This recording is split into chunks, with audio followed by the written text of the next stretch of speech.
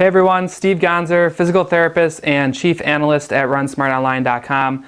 And training is starting to kick off for a lot of people again, and I'm noticing a trend in the clinic where I'm getting a lot of the same questions, or I'm dealing with a lot of the same things from runners who are getting ready to start training again, or they're trying to rush into their training plans and kind of get ready for that fall season. And I wanted to take a minute and just talk about something that I see that happens quite often, and that's you have a period of time where you're not really training seriously, maybe between races, maybe you're coming off injury, or maybe you're just getting back into the swing of things. How do you do that safely? How do you do that in a way that doesn't get you banged up? Because there's nothing worse than being, I'm going for it, I'm going to start training again, and then a month or 6 weeks later, you're all banged up. Now, when we look at getting back into running, one of the biggest troubles is getting over the hump, is what I call it. So you need to get consistent with your training and get to that point where you can run consistently and you don't get hurt, because as you start building mileage, your body's not used to that, and it's not uncommon for people to get hurt in the early stages of a training plan or in the early stages of trying to get back into the swing of things. So there's some strategies I like to tell my patients to use, and one of them is to try to get fit in preparation for running, especially, if you're not in your 20s running and you can kind of take some licks as you get going and injuries aren't as big of a deal. Get in shape to start running. This is something we talk about quite often.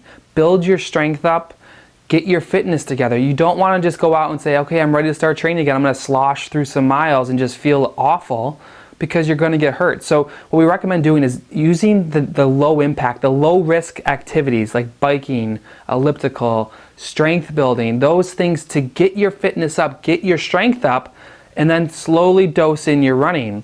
You can't just say, the trouble too is so many people build bad habits when we're younger. If we've been running for a while and like, 10 years ago, this wasn't a problem. So you have that expectation, but things change. So what we recommend is using the bike, using the elliptical, using some swimming, things to get your aerobic fitness up, so that when you start running on the road, you're aerobically fit, and then the strength building is really going to prep your joints for impact and to get going. So be really dedicated to building some fitness. If you had a long break, like I've just had a patient today who had a 4-month break due to a medical issue, and now they're trying to get back into the swing of things and they keep on getting hurt. And this is pretty common, and it's not just this guy I saw today, but a lot of runners are doing this between training plans, and I'm one of them, right? So in between, like after Boston, I run probably 5 days a week, but it's not purposeful. I'm out because I love to run, and that's what I want to do. But now I'm getting ready to start training again.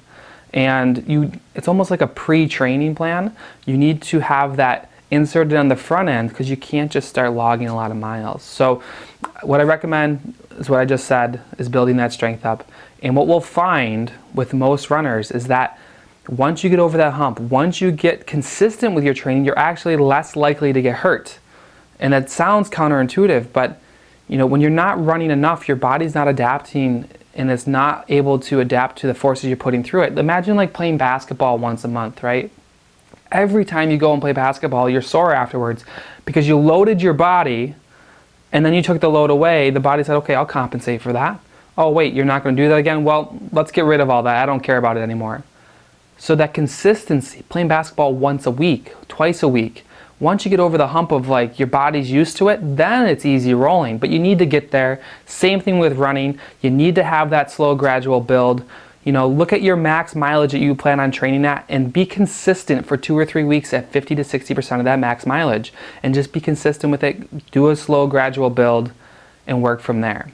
If you're looking for a training plan this fall for a half or full marathon, check out my new training plan builder. It will tell you exactly how fast to run every single run, how fast to run your speed workouts, and even when to insert your strength training, so we can completely take out all the guesswork. You can find out a link down below to start building your training plan for free. And remember, do a slow, gradual build, get fit before you start running.